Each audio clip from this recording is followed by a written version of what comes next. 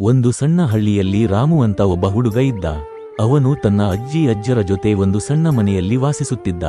ಹಳ್ಳಿಯ ಹೊರಗಡೆ ಒಂದು ದೊಡ್ಡ ಬನವಿತ್ತು. ಅಲ್ಲಿ ಹಕ್ಕಿಗಳು ಹಾಡುತ್ತಿದ್ದವು, ನದಿ ಹರಿಯುತ್ತಿತ್ತು. ರಾಮುಗೆ ಓದುವುದು ಬಹಳ ಇಷ್ಟ. ಆದರೆ ಹಳ್ಳಿಯಲ್ಲಿ ಶಾಲೆ ಇರಲಿಲ್ಲ. ಪ್ರತಿದಿನ ಬೆಳಗ್ಗೆ 5 ಕಿಲೋಮೀಟರ್ ನಡೆದು ಪಕ್ಕದ ಹಳ್ಳಿಯ ಶಾಲೆಗೆ ಹೋಗುತ್ತಿದ್ದ.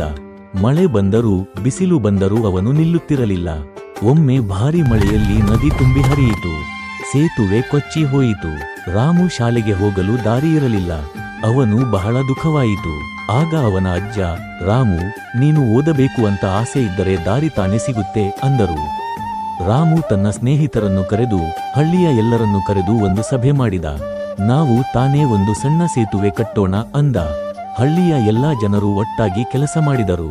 ಕೆಲವರು ಕಲ್ಲು ತಂದರು, ಕೆಲವರು ಮರ ಕಡಿದರು, ಮಕ್ಕಳು ಸಹಾಯ ಮಾಡಿದರು. ಒಂದು ವಾರದಲ್ಲಿ ಒಂದು ಸಣ್ಣ ಮರದ ಸೇತುವೆ ಸಿದ್ಧವಾಯಿತು. ಆ ಸೇತುವೆಯ ಮೇಲೆ ನಡೆದು ರಾಮು ಶಾಲೆಗೆ ಹೋಗುತ್ತಿದ್ದ. ಅವನು ಪರೀಕ್ಷೆಯಲ್ಲಿ ಮೊದಲನೆಯ ಸ್ಥಾನ ಪಡೆದು ಹಳ್ಳಿಗೆ ಹೆಮ್ಮೆ ತಂದ. ಹಳ್ಳಿಯ ಜನರು ಹೇಳುತ್ತಾರೆ, ಒಂದು ಆಸೆ ಇದ್ದರೆ ಊರೆಲ್ಲ ಒಟ್ಟಾಗಿ ನಿಂತರೆ ಯಾವುದೂ ಅಸಾಧ್ಯವಲ್ಲ.